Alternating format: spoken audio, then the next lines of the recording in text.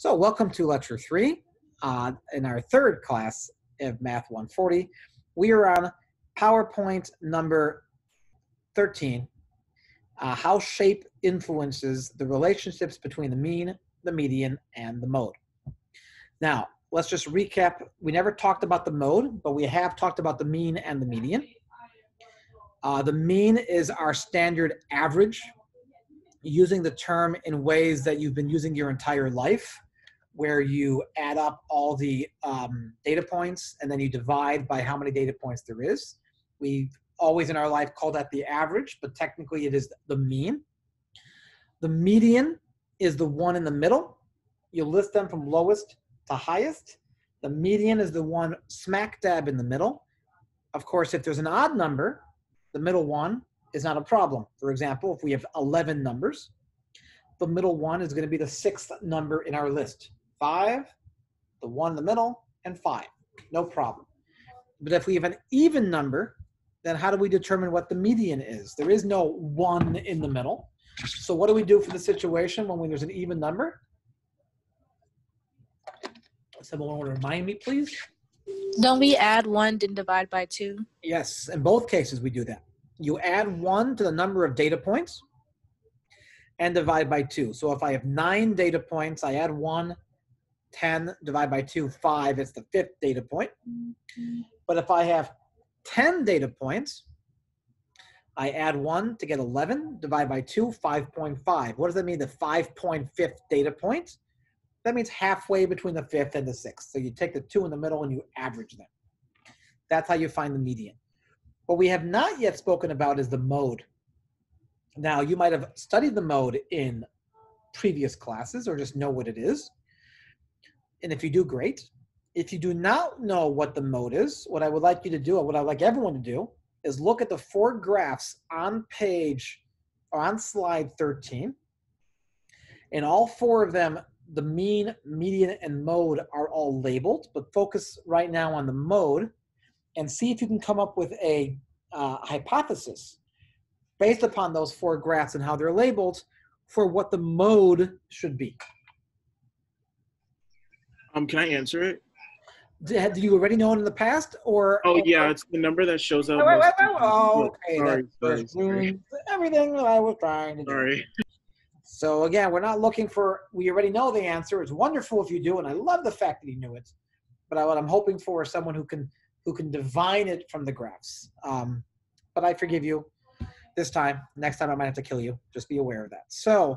Oh, I can define it from the graphs if you want me to. Okay, so please do so. What is it about the graphs that tells you what the mode is? So at D, where it says the mode, like at the max, that's why the mode is that way, because that's at the max. That's where the number shows most frequently. Yes, that's correct. The mode is the highest, is the peak. It's the one that occurs the most often. In the first example, the mode is right in the middle, and so is the mean, and so is the median. If you have a perfectly symmetric distribution like that, the mean, the median, and the mode all agree. What a wonderful situation that must be. The second one, the one beneath it, is skewed which way? Well, they tell it to you. It's skewed to the right.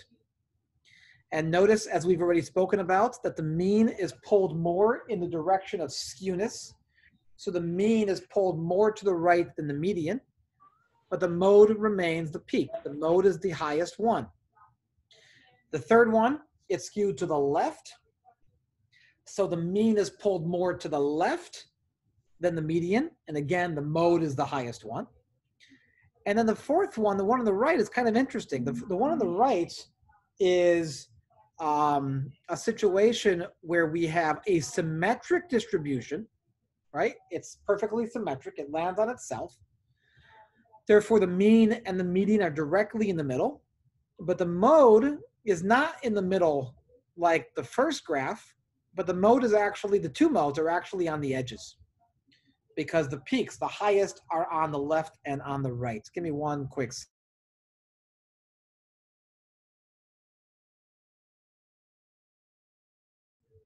Sorry about that. Food's here. Okay. Okay, so let's compare the mean and the median in the very next slide. Okay, So the mean and the median are both measures of the center. When you talk about what's the center, then the mean and the median are both a measure of center. And sometimes the mean is a better measure than the other. We'll see why and when. So if it's a roughly symmetric distribution, the mean and the median are basically going to be the same. Like we saw in the previous slide, A was perfectly symmetric, D was perfectly symmetric, the mean and the median were exactly the same. If it's exactly symmetric, of course, they are exactly the same. And if it's roughly symmetric, then they're roughly the same, okay? If, however, it's skewed, then which is pulled more, the mean or the median? Which is pulled more in the direction of skewness, the mean or the median?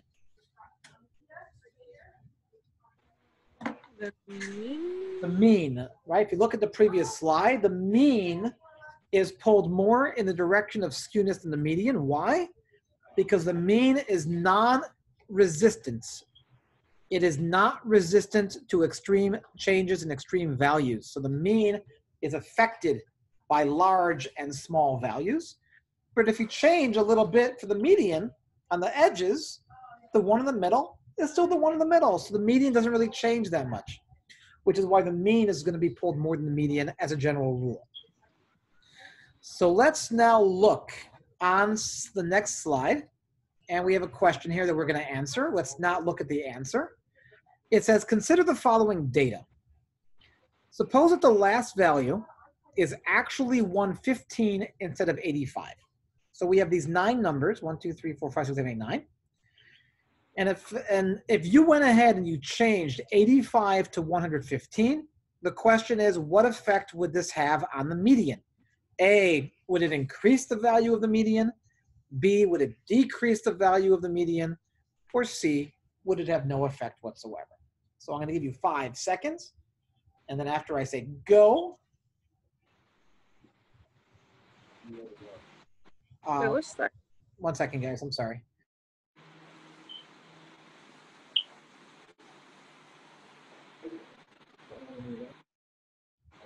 All right. And the cheese plate. I ordered that too. Okay. Sorry about that, guys. Just so you should understand, food always takes precedence over math. So you should understand this and have no objections to this at all. But anyways, so when I say go, I'll type it in so you know when to go. We're going to have the answer either A, B, or C. So 5, 4, 3, 2, 1, go. So let's see what we got. We got, oh, so I didn't actually type go because I'm sending it to someone who's not in the chat. So participant can, how do I do this? Everyone, okay, 1 second, guys. How do I remove, oh, I see how I remove it. Send chat to everyone. Okay, so I'm gonna do go now just so it's official. So when I look at your answers, I see lots of C's. I do see a few A's, and I see one person did A 5 times. So they were really enthusiastic about A, which is unfortunately wrong. If you increase 85 to 115, it will have no effect on the median because 67 is still going to be the number that's right in the middle. 4 to the left, 4 to the right, and 67, smack dab in the middle, is still the 5th number. Okay, so changing the 85 to 115 will have no effect on the median. Remember, the median is a resistant measure. It's very tough to get the median to change. Okay? Now, 2 slides lower, slide 17 now. 16 was just the answer, so slide 17. It says consider the following data, the same 9 numbers. And now we want to change 85 to 115. And the question is, what effect will this have on the mean? Will the mean go up? Will the mean go down? Is that what you ordered, that thing? I guess. Will the mean go up? Will the mean go down? Or will it have no effect? A, B, or C? I'm going to type go. So 5. Start now.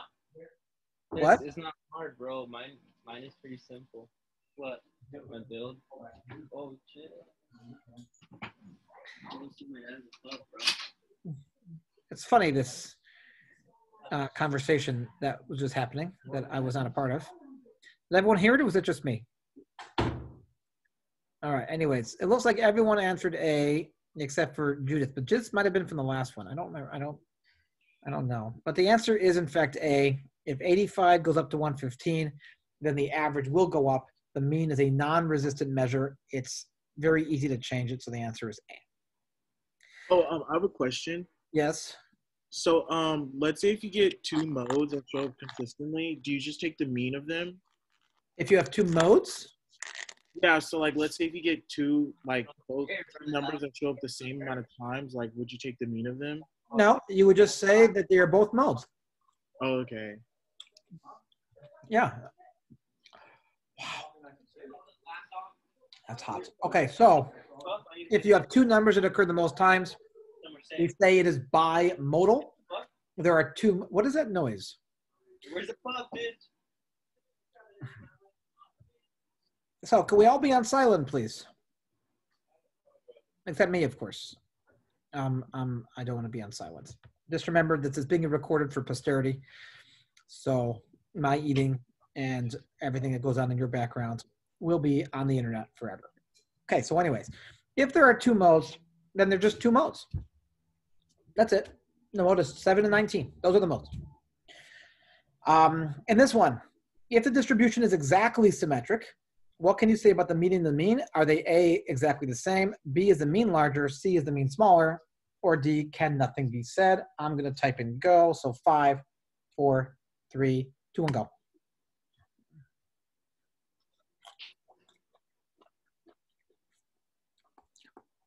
So I see lots of A's, but I did see a couple C's, or at least one C in the beginning. If it's exactly symmetric, we just said that they're exactly the same. I mean, that was a slide like 2 slides ago. So we did say that. So let's move on now to slide number 21. Don't look at slide 22. It says, consider the following data. We have 7 numbers. And it says, suppose we multiply the last 3 numbers by 5. What effect would this have on the median? So I want you to think about this for a minute. If you multiply the last 3 numbers by 5, what effect would this have on the median? And then I'm going to put go in there and wait for go. Don't jump the gun. There's no race here to be first. So when you see go, that's when you go. Aha, got you guys there. So let's see what happens. I see lots and lots of C's. In fact, everyone's C. Is C correct? Yes, it has no effect because if you multiply these 3 numbers by 5, they become a lot larger. The last 3 numbers, they become a lot larger, but the median is the 4th number on the list. The 4th number on the list has not changed. So the answer is it has no effect. But before we go on, there's another question that I'm going to ask, which is very similar.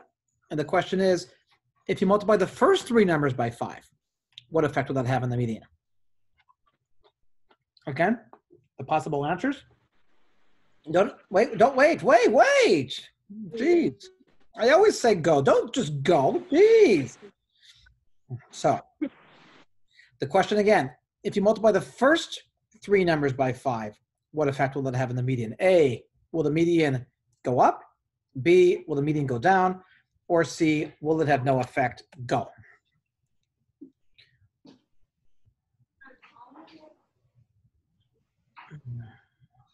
So everyone answered C, except for Yahya Kadir, who answered A.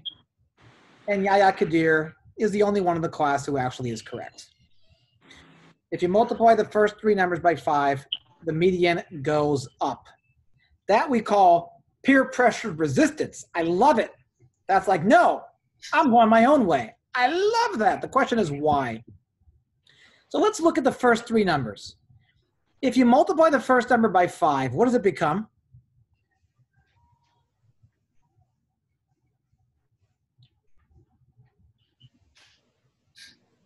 $110. 110, which now moves all the way to the right.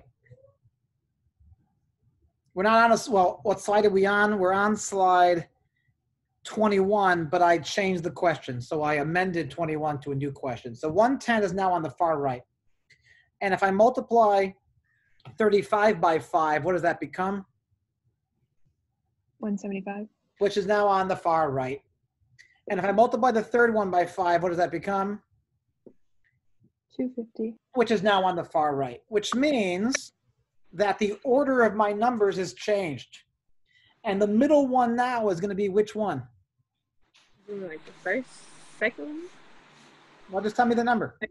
What's the middle one now? 75. 75. Because 58, 61, 69, and 75 remain. And the three numbers in the front now go to the back, which means the fourth number now is going to be 75. Does everyone see that? Yes. So everyone was so certain the answer was C. I mean, we jumped the gun there, but it was A. What a wonderful problem that was, huh? I came up with it myself. I thought it was wonderful, but you know, hey, you guys don't like it? Sue me. Okay. So now, yes, question. So, in order, how like no effect on the median, that's if it always stays in the middle, but like how you said, if we only multiply the first three numbers, that would make it go down. Well, basically what you should do, if you multiply the biggest three numbers by 5, they will get bigger, correct? Right. But the order of the 7 numbers remains the same. So the one that was fourth is still going to be fourth. Okay. But if I multiply the first 3 numbers by 5, they become so much bigger that they actually move to the right side. Right. So now my order is different. Make sense? Okay. It does. Thank you. You're welcome. Okay. So let's look now at slide number 23. Slide number 23 says, for the wine volume data below, which should you choose to describe the center? Would you choose A, the median, A, the mean, B, the median, or C, either one?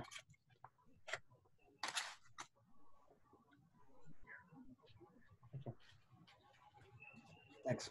So I'm going to do go, and then 5, 4, 3, 2, 1, go. So let's see what I have here.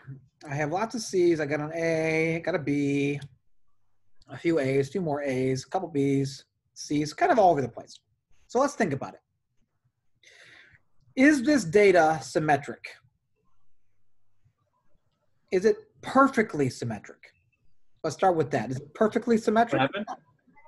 No. Is it approximately symmetric? Yeah. Yes. Well, if you scroll up to slide number, if you scroll up to slide number 14, what does the first bullet say?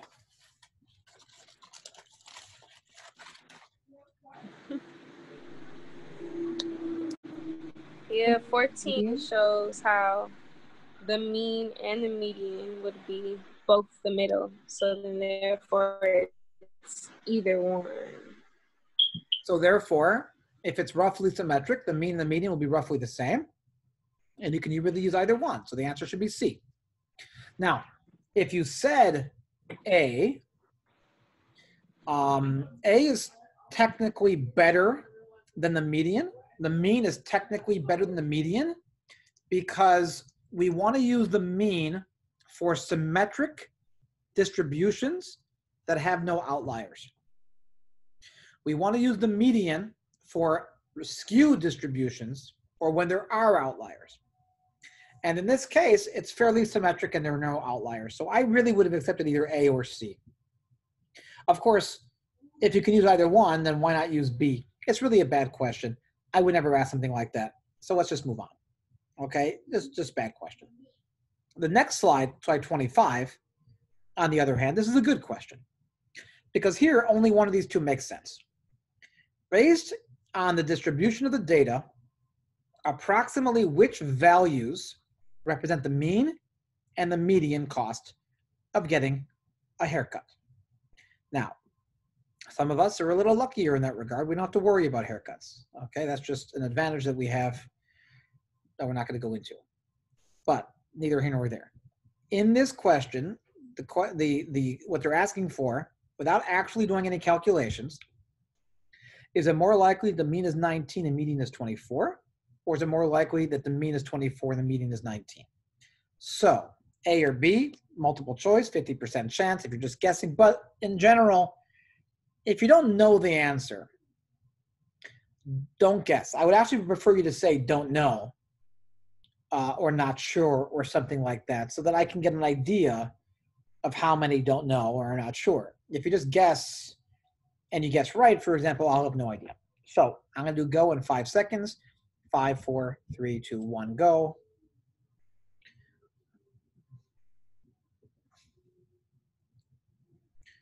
Okay, so we have mostly B's. We have a few I don't knows, which is great. That means we get to learn. So when you look at this slide at 25, would you say this is a symmetric distribution? Is it skewed to the right or skewed to the left? It's skewed to the right, correct? And what do we know about the mean and the median for a skew to the right distribution? Which one is pulled more to the right if it's skewed to the right? The mean is pulled more to the right, not the median. The mean is pulled in the direction of skewness more than the median. Okay, so star means correction, right? So mean is pulled more to the right. Well, which of these two answers, A or B, has a larger mean? B. Done. Answer is B. Does that make sense? Seems reasonable? Okay. So this takes us to the end of the measures of center. We have the mean, we have the median, we have the mode, which we don't really use that often, if at all, but they are measures of center. If I say, what's the center? You can say, well, do I want to use the mean or the median? If it's symmetric with no outliers, I will use the mean. If it's not symmetric or there are outliers, I will use the median, and I will get a number, and I will call that number the center. But that's only half the story. If you look at the next slide, this is slide number 27 now. We want to talk about the other half of the coin. The other half of the coin is a measure of variability. It's a measure of spread. How far ranging is the data?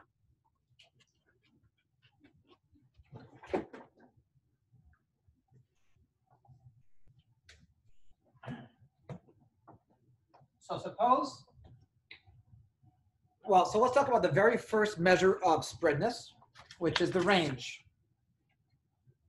We don't like the range very much, but we have to acknowledge its existence. The range, hopefully you can see this. The range is, can you all read that? Is it clear? Large enough? Too small? I'm not hearing answers. I can see A it, little but bit like, too small. Yeah, it's a bit too small. Okay, I'll make it a little bigger.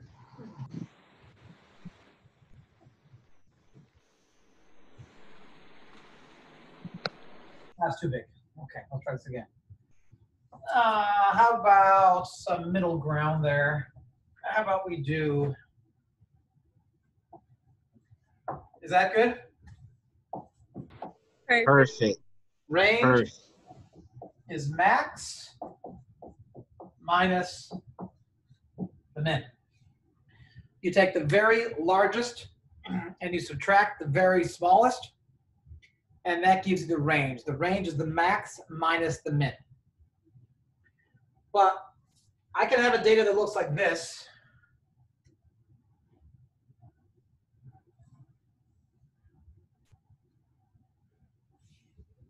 Or I can have data that looks like this.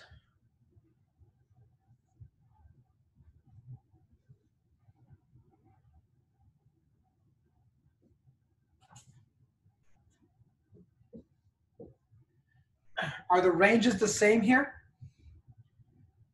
We have a few ones, lots of twos, a few threes.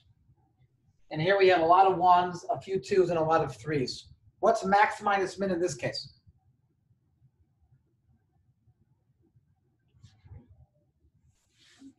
which is what? Do the math. What's max minus min? 2. 2, right? The range is 2. 1 to 3. Range is 2, correct? What's the range here? Also 2. They have the same range. But this one, almost all of the data is in the center and a little bit's on the wings. In this one, almost all of the data is in the wings and a little bit's in the center, right? So they both have the same range, but the first one is much more centralized than the second one, correct? So what we want to have is we want to... More food for me. Love it. So what we want to have is as follows. We want to have a situation where we can come up with a quantitative measure of spread, of variability, that distinguishes between two cases when the range itself might not. And to do that, we come up with something called the IQR, the interquartile range, interquartile range. To do that, we're going to have to look at the following. Let's scroll down a few slides. We're going to jump ahead a little bit. We'll come back. And let's look at slide number 30. So everyone go ahead and look at slide number 30.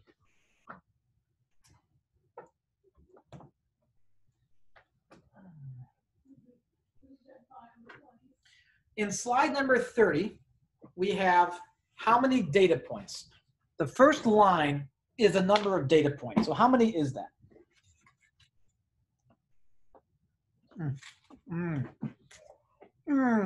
Good stuff.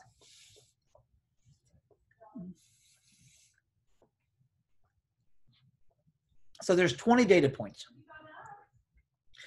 What is the range? Well, before we can answer the range, let's first put them in order.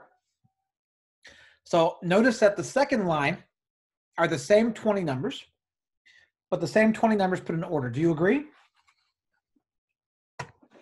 Yes. Okay. So in the second line, it's very easy to determine the range. What is the range once we see the numbers put in order? 80. The range is going to be 80, max minus min, correct? Yes. The range is 80. What we're going to do now is we're going to come up with a better measure of spread. To do that, we're going to first find the median. Okay? So let's not just look at their answer, but let's understand their answer. The median with 20 numbers is which spot? Of the 1 through 20, which spot is the median going to be? In the middle of 20 and 25? Are you asking a different? Well, I'm not asking about the values, although I'm not saying you're wrong. I'm asking about the slots. There's 20 slots, 1 through 20. It's going to be in the 9th and 10th place. Which one? I'm sorry? The 9th and 10th place. You sure about that? 0.5? Mm-hmm. It's between the 10th and the 11th. Oh, because 10th is the middle, and then after that is 11. 10. So halfway between these 10 and this 10 is halfway between the 10th and the 11th, correct? Right?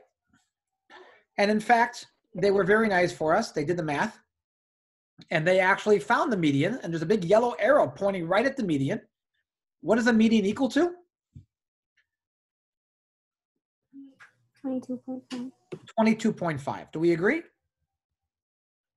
Okay, so the first thing we do is we find the median, which in our case they labeled by M, and they called 22.5.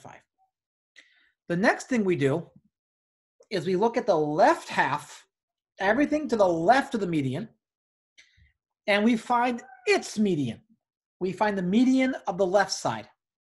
So first, how many data points are on the left side?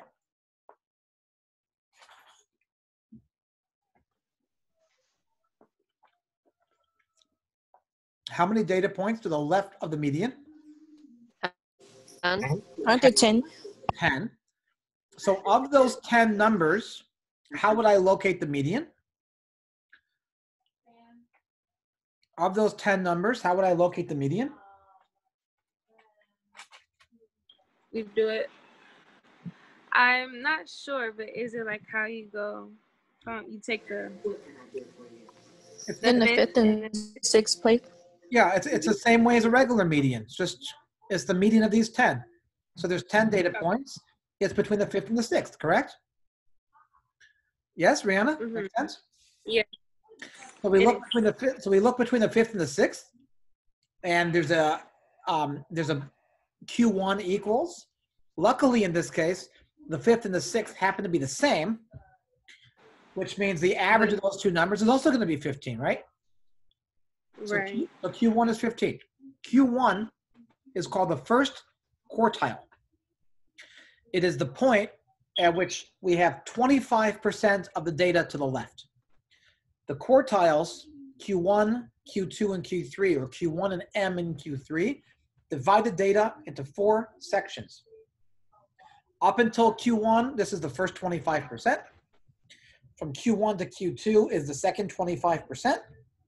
From Q2 to Q3 is the third 25%. And then from Q4, we're on slide 30. And then Q3 to Q4, Q3 to the max is the last 25%. So at this point, what we found is we found the median, which was 22.5. And then we found the left side median, which is 15. So now let's go ahead and find the right side median. Don't just read their answer, but confirm their answer.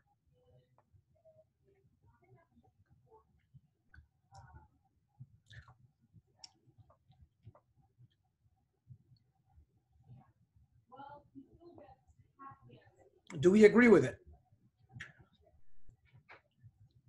So what we have right now are 3 numbers. Actually, we have 5 numbers. We have the minimum, which is 5. We have the first quartile, which is 15. We have the second quartile, which is 22.5. We have the third quartile, which is 42.5. And we have the maximum, which is 85. Those 5 numbers are called the 5-number summary. And what we do is the following. We make a number line, 0, 10, 20, 30, 40, 50, 60, 70, 80, 90. I don't have to go past 90 because what's my largest data point? 85. 85. So why go past 90? Nothing's happening past 90. Do I got to go past 0? I mean, this way, do I got to go past 0? What's my smallest data point? 5. 5. So why go past 0? There's nothing there, right? So what I do is as follows. Here's 5. So I'm going to put a dot at 5, which is my minimum. Q1 is 15. I'm going to put a line at 15. Q2, where the median is 22.5. I'm going to put a line at 22.5. Q3 is 42.5. I'll put a line at 42.5 and then create a box like this and a line afterwards. And then the max is 85. So I have the following. So I call this a box plot. I have a dot at the minimum. I have the start of my box at Q1. I have the Q2 or the median, same thing. I have Q3, the other side of the box. And then I have the maximum out here. I call that my 5-number summary. And the corresponding picture is called a box plot. Does that make sense? A box plot. With me so far? No, it does not make sense. I just see a no. I'm not sure what that no was referring to. I wasn't looking at the screen I was typing. So what is that no referring to?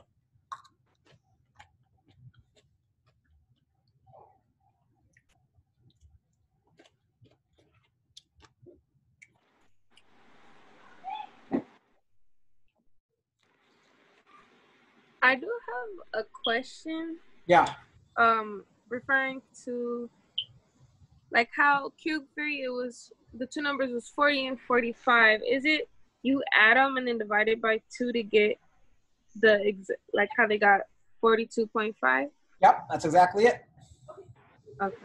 And that's, you only do that if how it's 40 and 45, but I don't need to do that if the two numbers are the same with 15 and 15. Well, you do need to do it when they're the same, but you just end up getting 15. Right? In theory, you have to. Okay. You got to add them and divide by 2, but if they're the same number. Oh, yeah. Yeah, that's true. Come out. Okay. Right? So we call this the 5-number summary or the box plot. Okay? So what was the range again? What was the range for this problem? 80. 80. A better measure of variability is called the IQR. The IQR is what's called the interquartile range. It's the middle section, the box part of the box plot. The whole thing is the range. The box goes from where to where? One number is the beginning of the box, and one number is the end of the box. 15 to 42.5. 15 to 42.5. So what would the IQR be?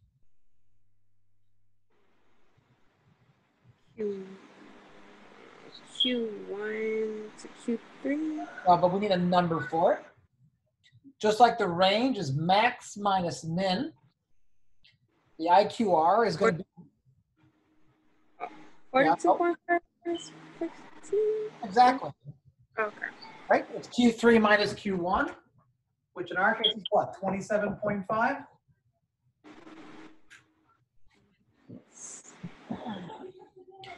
Right? So the IQR is the distance from Q1 to Q3, just like the range is the distance from smallest to largest.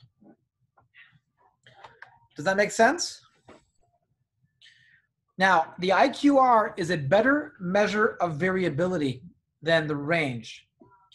Because if I change one number and make the range, if I change the biggest number 85, and I make 85 850 instead, will that affect the range at all? If I change 85 to 850, will that affect the range? Oh yeah. But will it affect the IQR? If I change 85 to 850, will that affect the IQR? No. And the answer is no. Because the IQR is a distance from Q1 to Q3, and changing 85 does not affect Q3. So the IQR is a resistant measure. We like resistant measures, whereas the range is non-resistant. The range can change pretty badly. Does that make sense?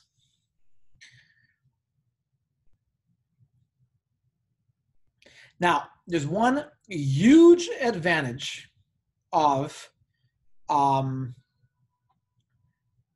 IQR over the range.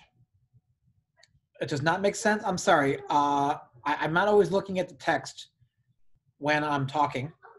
So sometimes I'll look down and I'll see a word like no, and I don't know what it's referring to.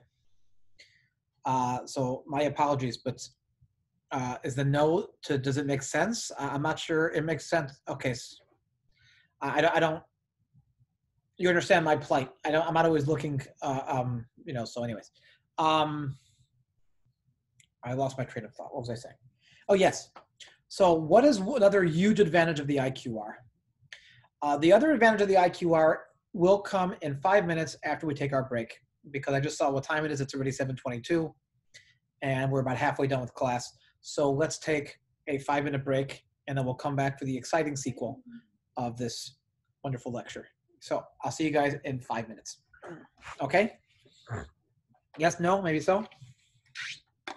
Yes, sir. Do you have, are you going to take your break as well, or can I ask you a question? Well, I'm going to eat a little bit. You can go ahead. Sure. So I just enrolled in the class, and today was my first, thank you. Welcome. So I just got a hold of Canvas, because prior to that, I couldn't see anything. It took a couple days to like update. Basically, I wanted to know if I missed out on any homework, and I heard you talking about like some program for the homework, and so I haven't gotten that, and I just wanted to know how to get that. So I haven't done the homework. if there was. you have not missed out on any homework. Okay. Because I put the first homework up today, or maybe yesterday. I don't remember. But you didn't miss it yet. It's not due yet. In terms of accessing the class, let me do that right now for you. So hold on. Give me a minute here. Okay. Okay. Where would it be?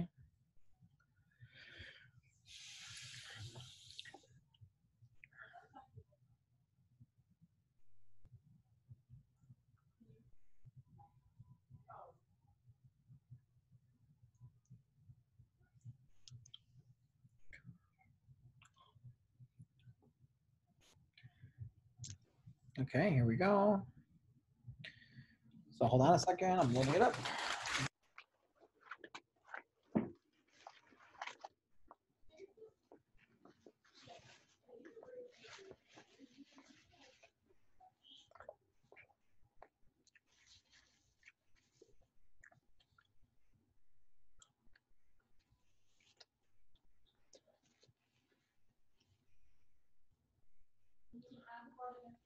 So how did I do this? You could do it later if you want. That way No, if I do it later, I'll never get around to it. All right. I'm a procrastinator of the worst sort. I'm talking to myself here. If I can figure out how, I don't even remember how I invited everyone else. They say I sent an email, but. Is that for the homework program? Yeah. You can forward the email to her. You know what? Would you mind? Because I can't find it anywhere. Would you mind doing that for me, please? Yeah, if she can just type in her email in the chat, then I'll forward it. You are a saint. Thank you so much. Yeah, of course. I will do that right now. To me too. Yeah, just send in your email and I can forward it. Okay, thank you. Yeah, of course.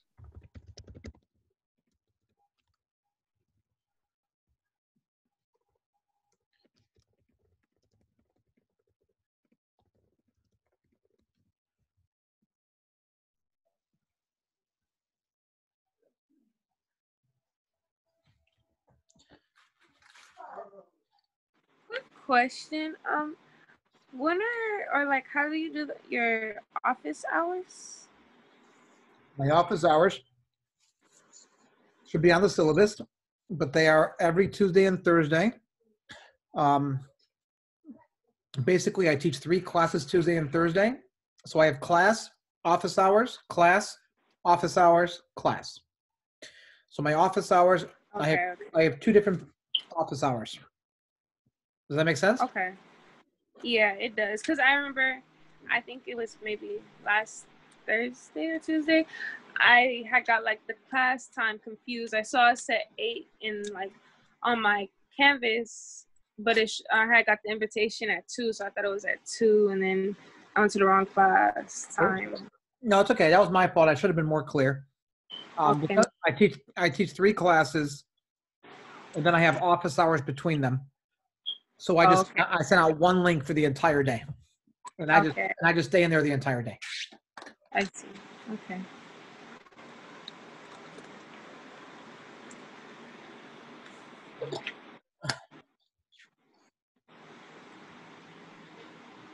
And then as far as attendance, because I had missed the first 2 because I had like switched my work schedule around thinking it was at 2, and then I worked later. So I have missed 2 classes. And I saw in the syllabus, you can only miss 2 classes and you lose points. You don't, if you weren't enrolled in the class, it's not held against you. You can join up to the 3rd week, right? Right. So you're not going to lose any points for that. Okay. But also have no fear. Okay? Alrighty. Thank you. You're welcome.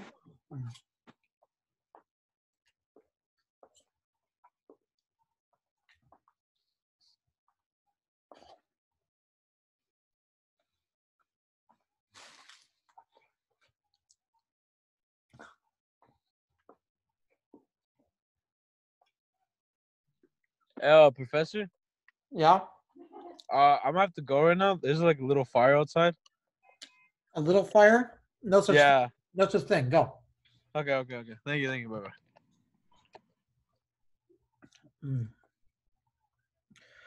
A little fire. That's not good.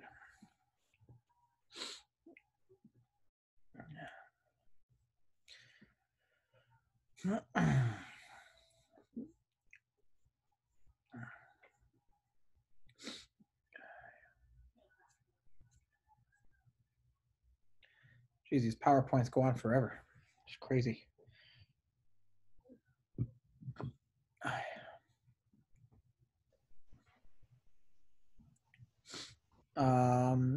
Hey, welcome. Your first Zoom. How are you? So I have a question. I'm new to this class in my first Zoom. How was it assigned and where do I go to find the homework? So first of all, welcome. Second of all, whoever it was who was so generous to pass along the, okay, there it is. Thank you, Kiana. So that's the link to get on the homework. Hi, Mariah's mom. So anyway, that's the link to get on the homework.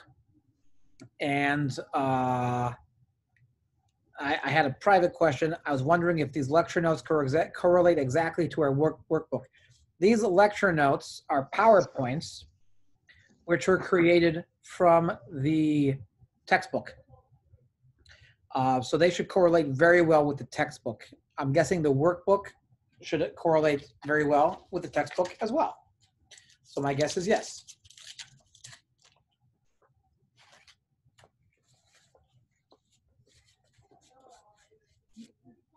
You're welcome. I have a quick question Yes. about, so basically the PowerPoint that are showing us, the notes or whatever, like you were writing on, that we could also access for us to print out and write on ourselves, like our notes on that? Yeah, the PowerPoints, so they're on Canvas, they're PDFs, you can download them, you can print them out, you can write on them, sure. Oh, sweet, okay. I just wanted to know if they were on there. Yeah. I mean, I'm sometimes a little late posting things. I'm teaching 8 classes this semester, and in general, I'm not always the quickest to do things because I'm doing so much. But I always try to get them done as soon as I can. All right, sounds good. Okay, so let's see where we are now. So it's been 8 minutes, so everyone should be back.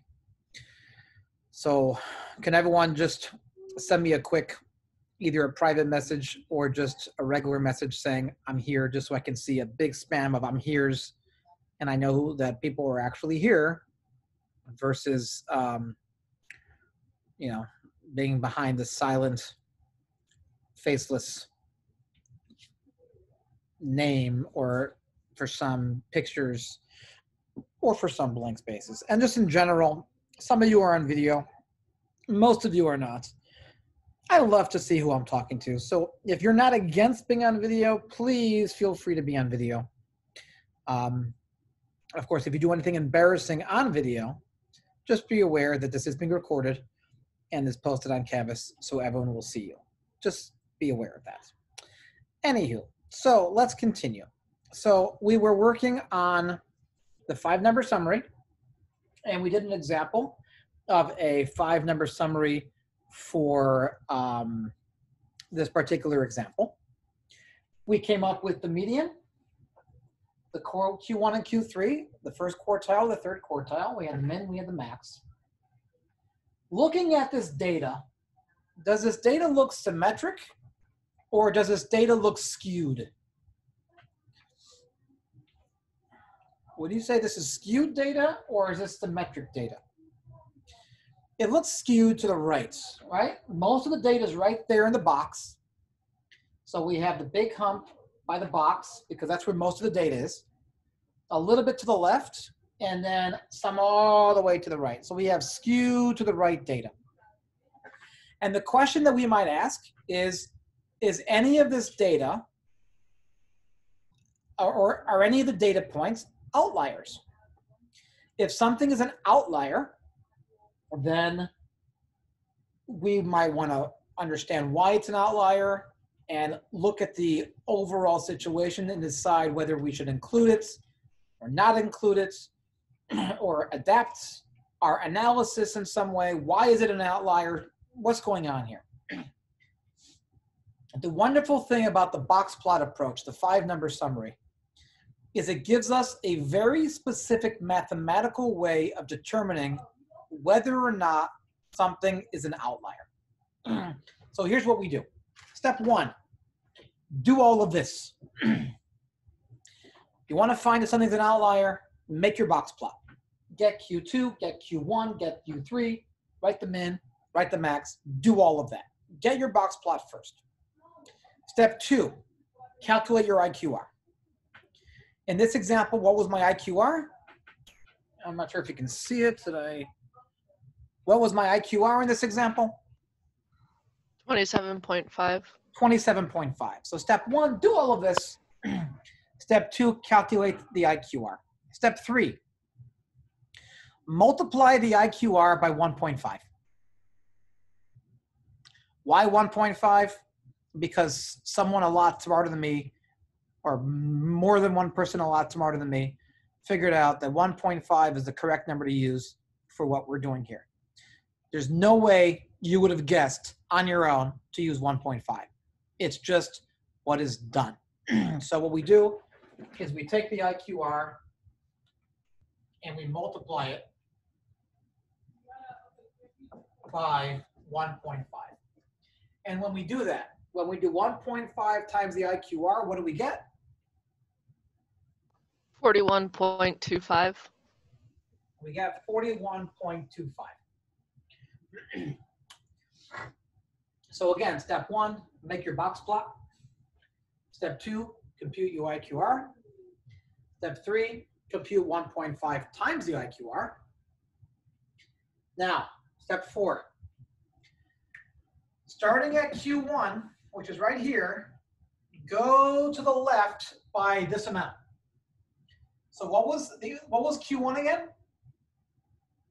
In this case, what was Q1? 15. So we do 15 minus 41.25. What is 15 minus 41.25? Negative 26.25. So any data point past negative 26.25 is an outlier. Are there any outliers on this side? No. No, No. because the smallest number is 5. So there's nothing past negative 26.25. Then we do the same thing. We go to Q3 and we go to the right by the same number, 41.25. What was Q3 again? 42.5. 42.5 plus 41.25. What is 42.5 plus 41.25? 83.75. 83.75. Is there any data point past that? No. Wait. Yeah, 85. Yeah, 85. Yes, there's.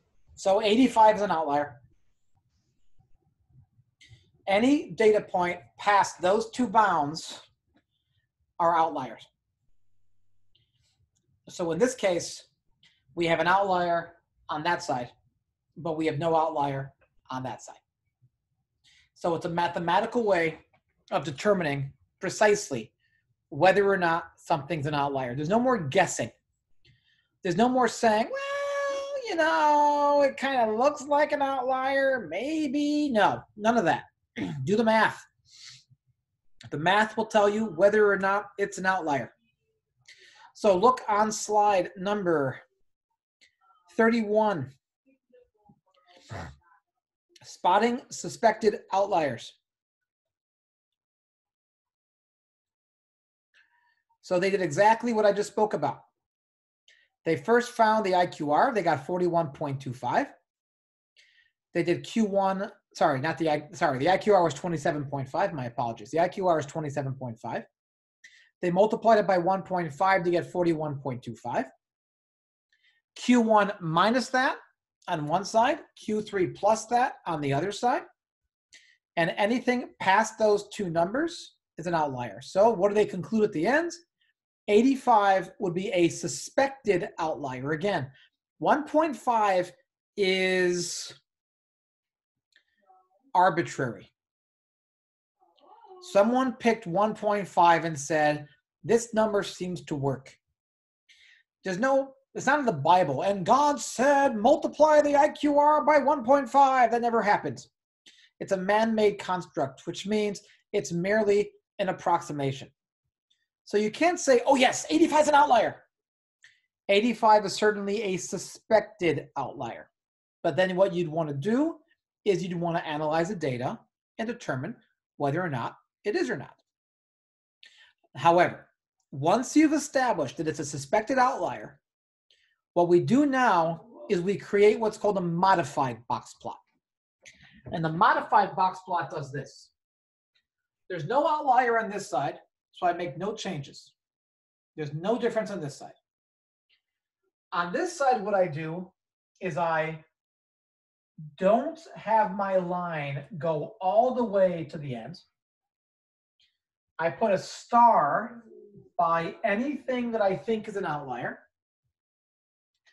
And I stop my line at the last number in my data that is not an outlier. What is the last number in my data that is not an outlier? 65. 65. So what I do is I go to 65, and now I have my modified box plot. So the only difference between the modified box plot and the regular box plot is your lines at the end don't go towards the outliers. They stop at the last data points that are not outliers, and we just make little stars by our outliers. That's the difference between a box plot and a modified box plot. So if you look on slide 32, you see for New York, you see a modified box plot. Because what do you notice? They did exactly what I just did, right? They have a little star by 85, and everything else is exactly the same. North Carolina, which is other data, which I don't see anywhere, but apparently somewhere they're talking about North Carolina data, but I don't see that in any slide. So apparently North Carolina is a situation that has no suspected outliers because there's no star outside of the box plot. Are there any questions on that? We'll do some examples, of course, but are there any questions before we move on? I have a question. Yes, go ahead, please. So the line goes to the largest number that's not an outlier. Correct. So in our example, 65 was the largest non-outlier. Okay. So it stops at 65. Okay, so let's look now at slide 33. We're gonna have a bunch of questions now for a while till the end of this PowerPoint. Let's see if we can actually, yeah, there might be all of them. We'll see. I got a quick question before we move on. Go ahead. So just for the modified box chart thing, you said, so the only thing I would change is the star at the end, and you reduce it down to what point? Was that the Q3? I mean, not Q3. No, so if it's an outlier, we put a star. I made a pretty big star, but it doesn't have to be very big. I just wanted you to see it. And the line ends at whichever data point is the biggest that's not an outlier. So because 85 is the only outlier, our next data point is 65. It stops at 65. Okay. If 65 were also an outlier, that would also be a star, and it would stop at whatever's next. Right? It all depends on which one's the outliers. Yeah. Okay. Thank you. Outliers. Okay. So let's look at slide 33. And we're going to try to go quick here. Hopefully some of these are more obvious than others. Blank is the distance between the first and third quartiles. A, the mean, B, the IQR, C, the range, and D, the box plot. I'm going to hit go in 5, 4, 3, 2, 1. Oh, wait. Oh, crap. Why does it do that? Well, everyone's going, even though I didn't say go.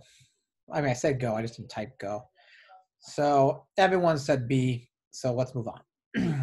Slide number 35. The 5-number summary for a set of data is 0, 20, 25, 50, and 110. Again, before we go on, what does that mean? 0 is the min, 20 is Q1, 25 is Q2, 50 is Q3, and 110 is the max, correct? So using the 1.5 times the IQR rule, does the data set contain one or more outliers? Now I'm going to give a couple seconds here because there is a little bit of calculation that has to be done. So let's hold up a second.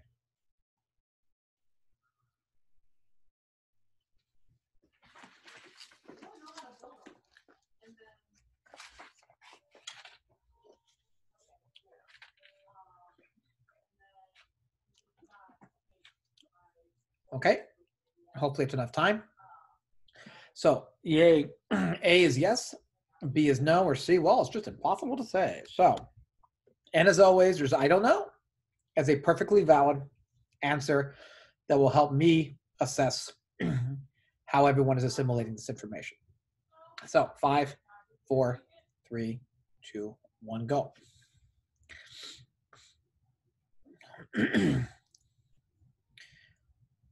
So lots of A's, a B, an old.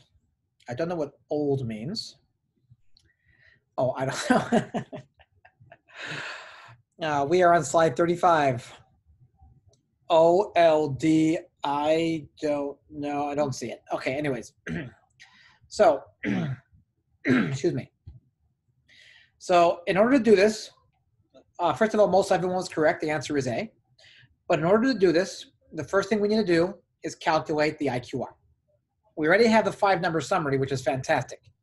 So we have to go to the IQR. What is Q1 equal to? 20. What is Q3 equal to? 50.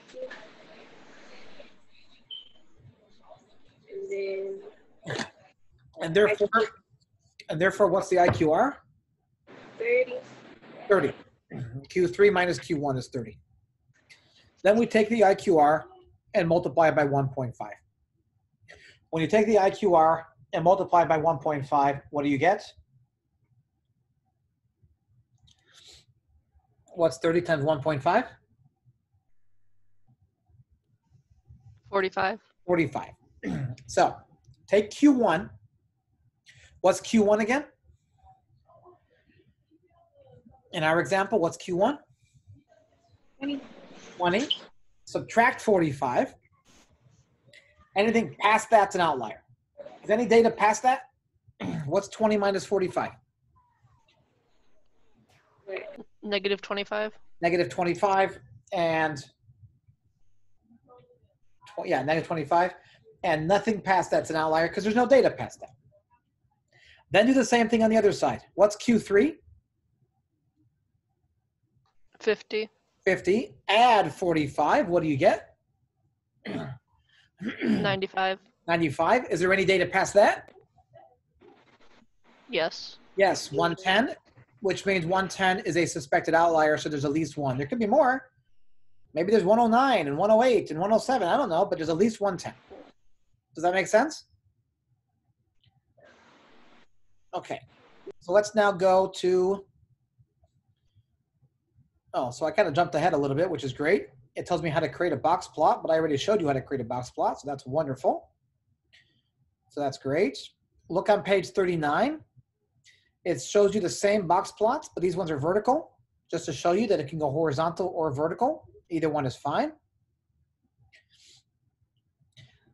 So let's look at slide 40. Another question. What is the approximate interquartile range, the IQR, of male wrist girths? So that is the circumference of a male wrist. Okay, so there is, don't slide down too much because the answer is really close to the question. It's horrible. Should not be on the same page. But when you look at the box plot, and even if you saw the answer, I know I saw the answer. So even if you saw the answer, what you should certainly do is confirm it. Make sure you understand how they got the answer. Based upon that graph, calculate Q1 or estimate Q1, estimate Q3, and then estimate IQR. And the answer is either A, B, C, or D. So I'm going to hit go. And 5, 4, 3, 2, 1.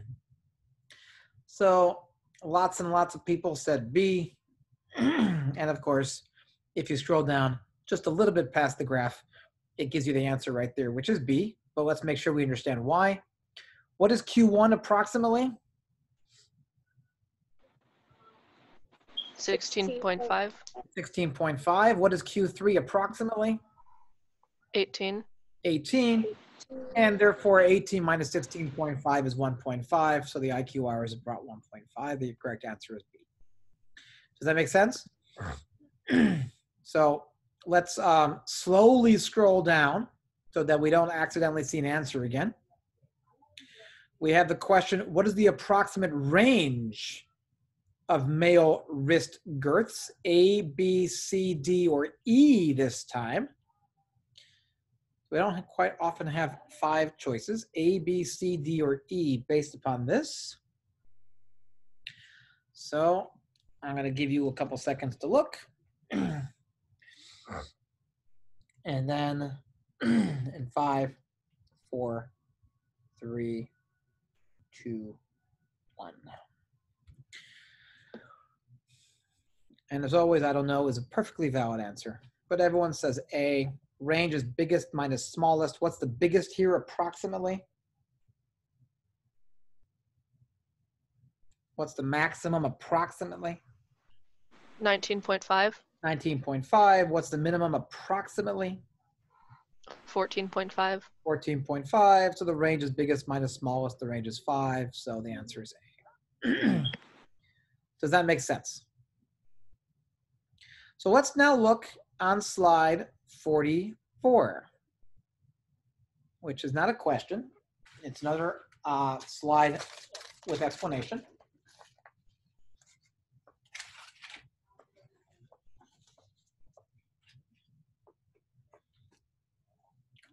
What we're trying now to see is the relationship between a box plot and the actual distribution itself. So you'll notice the top left has a long line on the left, indicating a left skewed distribution. The top right has a long line on the right, indicating a right skewed distribution. The one in the middle seems pretty even, indicating a symmetric distribution. It's in fact, it's bell-shaped because the majority, the inside 50%, the inside 50% is all in a very small range, whereas the outside 25% on both sides is a larger range. That indicates it's very sharply peaked in the middle because it's packing in a lot of data, and the outside spreads out because we have 25% over a larger range. If you look at D, each one is the same size, which means each one is as equally likely as anything else, and that corresponds to a uniform distribution. And finally, if you look at the last one, you'll notice that 25% on the left all comes in a very small area. 25% of the right all comes in a very small area. So those are sharply peaked because a small section means it's got to be very high. Lots of data packed in for 25% to be in here. Small sections are high. Big sections are low. And if you look at all 5 graphs, you should notice that when the 25% sections are small, the graph is high. When the 25% sections are big, the graph is low. How many 25% sections are there? There's got to be 4. Line, box, box, line. Does that make sense? Are there any questions on, does anyone not understand what the hell I'm talking about? Which happens sometimes. Especially myself, I have no idea what I say half the time. So far, so good? So let's look at, I have a question. yes, go ahead. So did you say that the top right graph was skewed to the left? No, top right is skewed to the right. It seems like there's a, I thought that was counterintuitive because it seems like there's a greater weight of results on the left side of that graph. There is, but it's the tail that defines the skewness. So Okay. When the tail is on the right side, we call it right skewed. That's something to keep in mind. Thank you. That is something to keep in mind. Okay. So now let's look at slide number 45. It says the shape of the box plot below can be described as A, bimodal, B, left skewed, C, right skewed, D, symmetric, or E, uniform. Now remember, this is a vertical box plot. But if you're having trouble visualizing a vertical box plot, you can always mentally just turn it on its side, and now it's a horizontal box plot. Or you can just kind of look at it like this, either way. But from that, the question is it bimodal, left skewed, right skewed, symmetric, or uniform? Try not to look ahead, because again, you know, writing the right answer, no one's going to remember. But if you don't think for yourself to get it, you're robbing yourself of the opportunity. So I'm going to give you a couple seconds to think about it.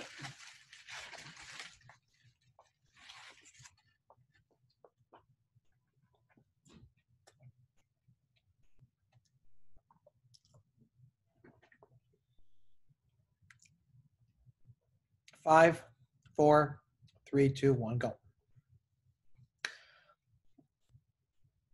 So I have lots of B's. I have a C.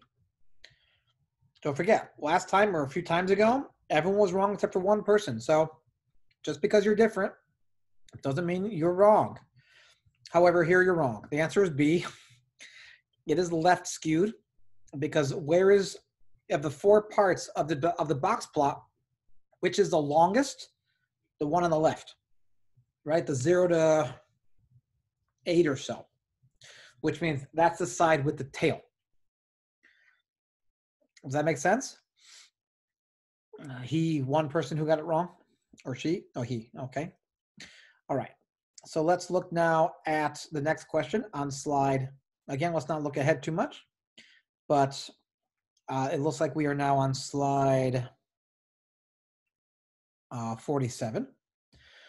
The 5-number summary for a set of data is 0, 20, 25, 50, and 110. Is the distribution skewed to the right? A, no. B, yes. Or C, it's impossible to say. So I'm going to give you a couple seconds because I'm going to calculate it myself. Okay, I got it. But I'll give you a couple seconds.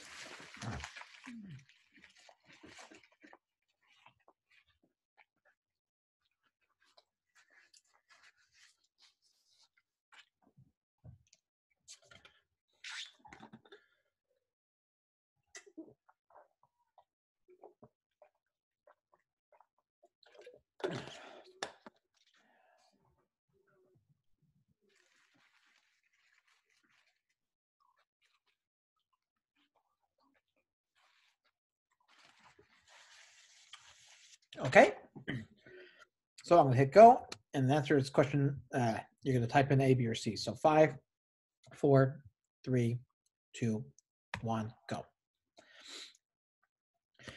Okay, I got an I don't know, great to see. I got an A, got a couple I don't knows, mostly B's. How good is the food?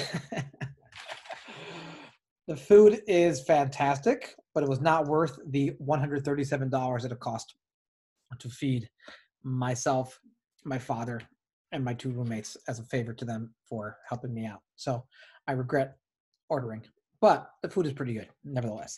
I'm eating a shawarma wrap from Shah Habibi or something. What's the place called? Place is called Kebab Halibi on Sherman Way. Anyone know Van Nuys very well? That's where I live. Don't stalk me or anything, but anyways, it's pretty good. It's pretty good. Anyways, back to the question. Stop. You got me on a monologue, or what's it called? You got me monologue. Well, it's not, well, diet. What you don't Tangent. Tangent. That's still blonde. Tangent. It's a math word, and I couldn't think of it. Anyways, a foodalog. That's great. All right. Anywho, so the question is it skewed left or skewed right? So most people said it's skewed to the right. Yes. The answer is, in fact, that it's yes. How do you see that? Well, how far is it from the min to Q1? A distance of 20, correct? How far is it from Q1 to Q2? A distance of 5. How far is it from Q2 to Q3? A distance of 25.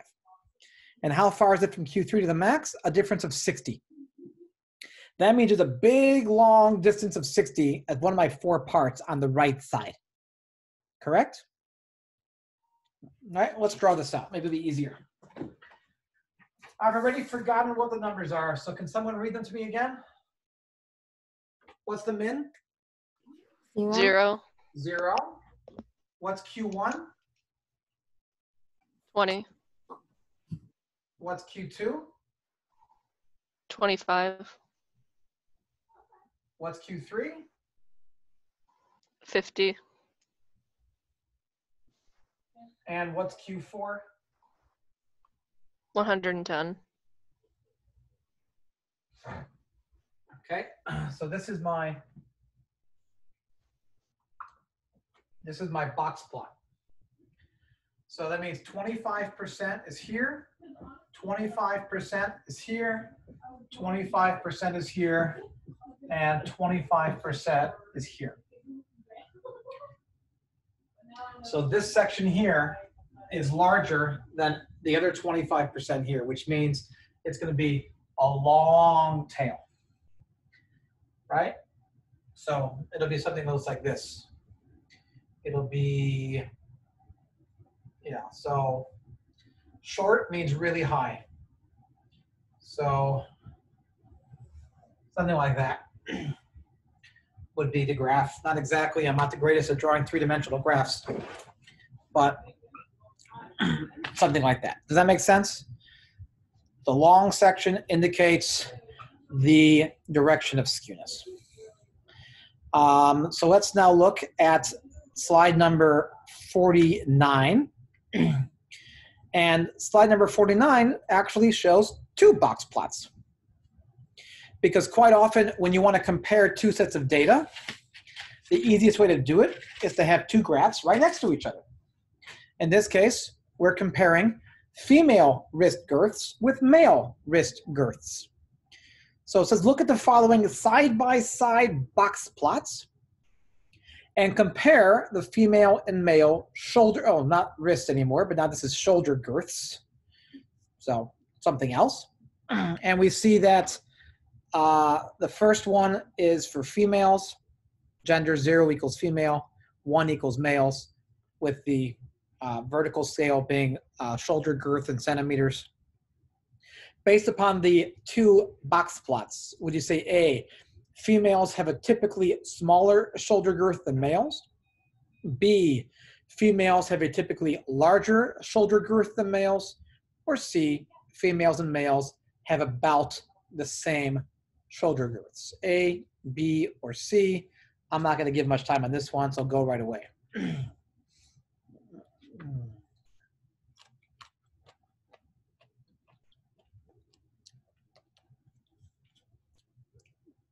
So even though there is some overlap for males who are smaller than average and or females that are larger than average, most females, or at least the middle part of females, are between 95 and 105, whereas the typical male, the most of them, the 50% center, are between 115 and 125 or so.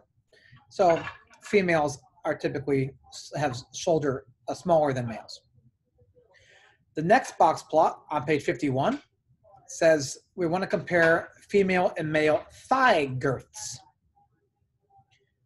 So looking at the same question, would you say A, females have a typically smaller, B, typically larger, or C, have about the same thigh girths? I'm going to hit go right away because I think this one is fairly obvious. And the answer is C. The box plots are almost identical. Which one has more variability, the first one or the second one? Females or males?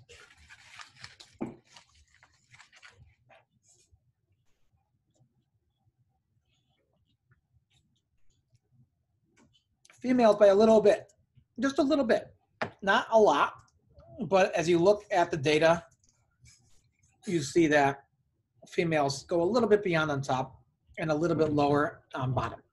Does that make sense? Okay, so slide 52. Which group has the largest spread? A, there's 4 box plots here that we're comparing. 4 box plots. A, married females. B, single females. B, married males. Or C, single males. And what are we looking for? Textbook costs.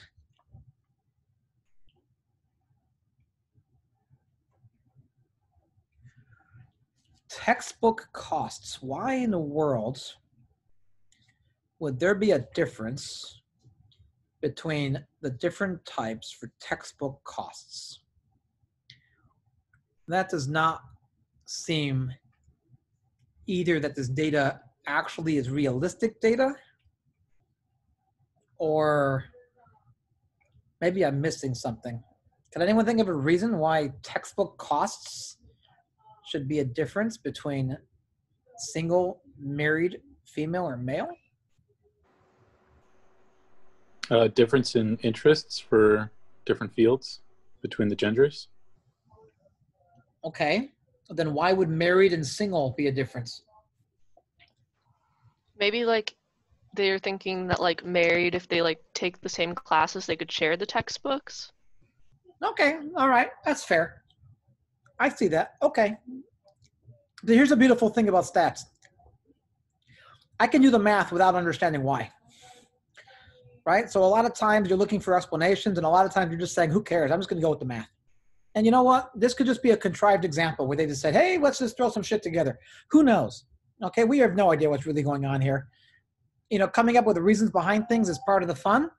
And those are 2 possible answers.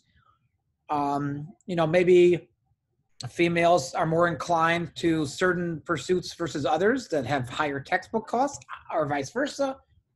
It could be. I don't know. Anyways, so and maybe married people share if they take the same class. I don't know. Maybe married people, I don't know. I don't know. I mean, we're not saying that both people are necessarily going to college. We're just saying they're married. So, you know, they're not necessarily sharing. I have no idea. I don't care. Let's move on. So A, B, C, or D. Notice, by the way, very important, that the 4 box plots are not in order. Married females, which is A, is actually the last box plot. Single females is the second to last. Married males is the second, and single males is first. So make sure when you say your answer that you recognize which one it is. So I'm going to hit go. 1, 2, 5, 4, 3, 2, 1, go. Which one has the largest spread? So the answer is, I have an I don't know, which is fine. I have mostly D's. So the answer is D, single males. Single males go from what number to what number? What's the range from single males? 0 to 500. Yeah, about 0 to 500. None of the others come even close to that. Right, none of the others even come close to that. Now that's the range, which is one measure of spread. If instead of range, we did IQR, then which one would be greatest when it comes to the IQR?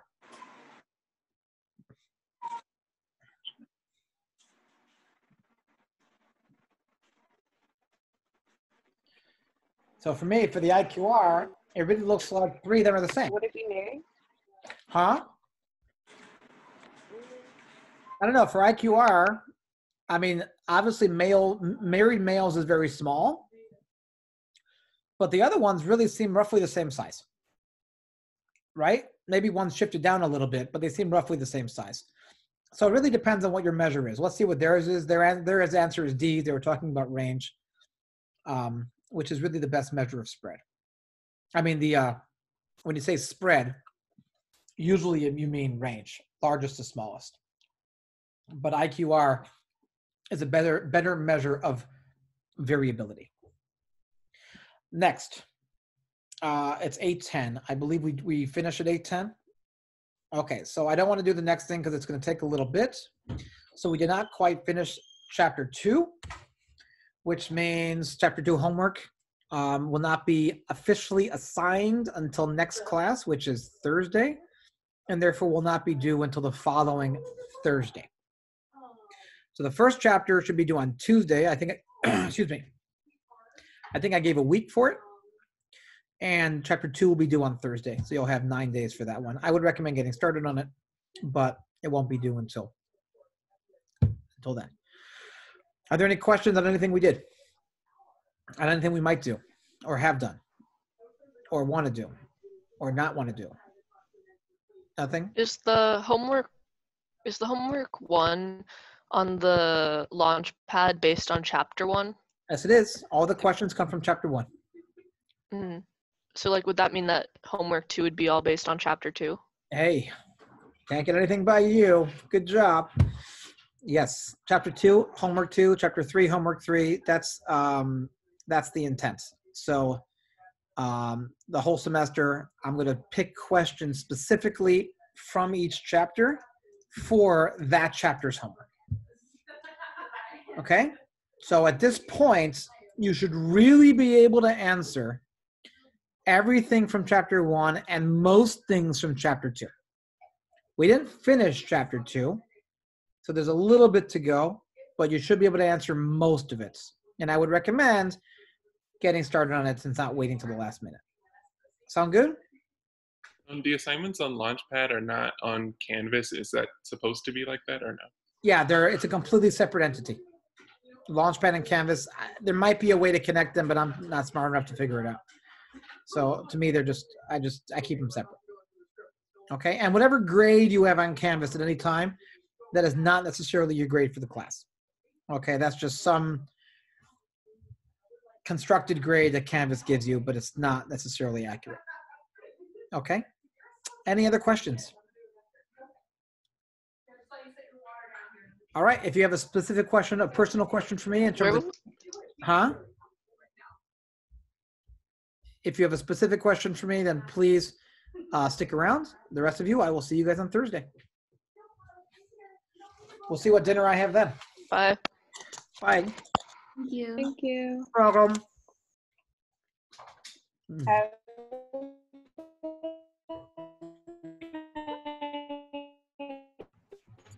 Well, that's either the most annoying voice in the world or something wrong with your computer. I'm not sure which it is yet, but hopefully in a second. Rihanna, that came out, like whatever you were saying came out like over the 30 seconds. You want to try again? I was just kidding. Don't be insulted. I was not making fun of your voice. It was a technology problem. Can I ask a question? Yes, go ahead.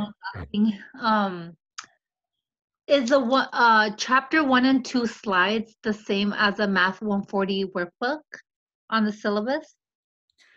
So I will send you the workbook because I have it here somewhere. And no, the workbook, well, yes, in the sense that they cover the same material.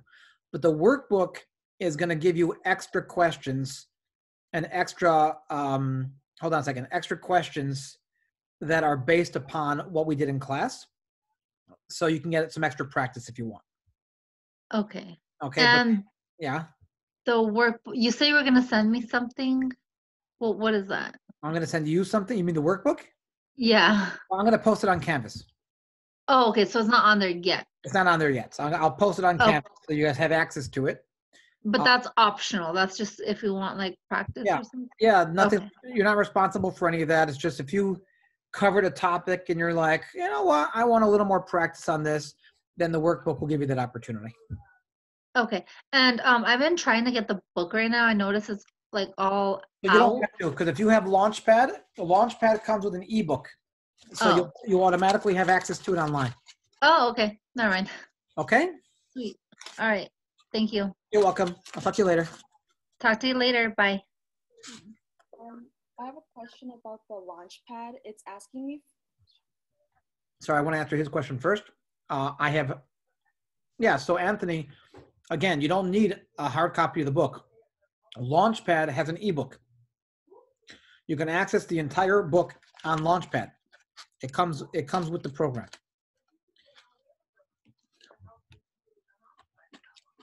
Anthony?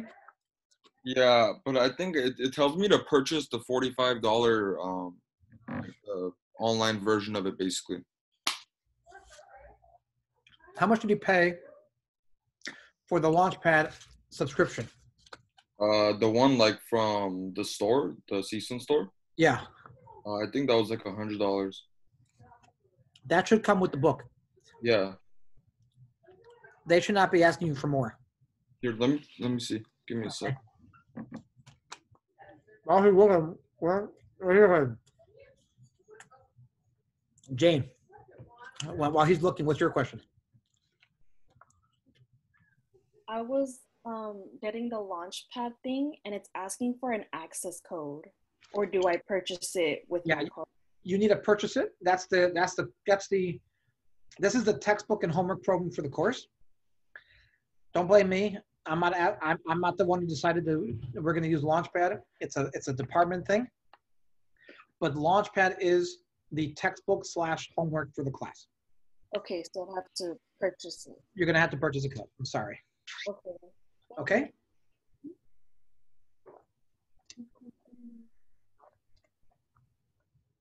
If we already have Launchpad, we don't have to worry about the other website.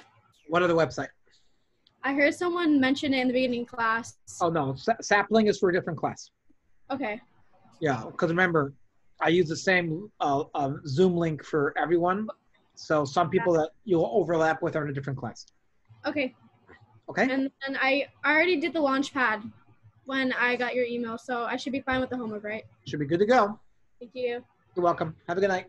Professor, so when I try to do the Launchpad, it tells me I need to either purchase it or have an access code. But so when you bought it from CSUN Bookstore, right, it should have come with an access code. Okay.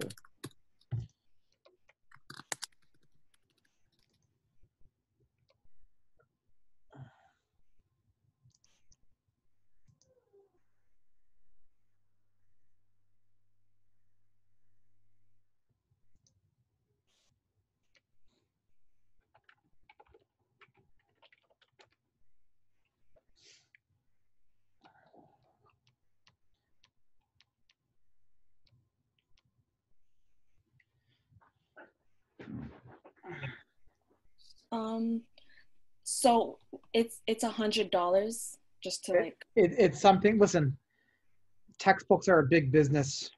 Okay. I wish there was a way around it, but there's not. Okay.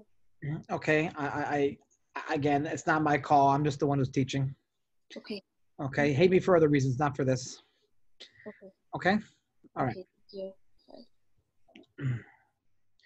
you. Bye.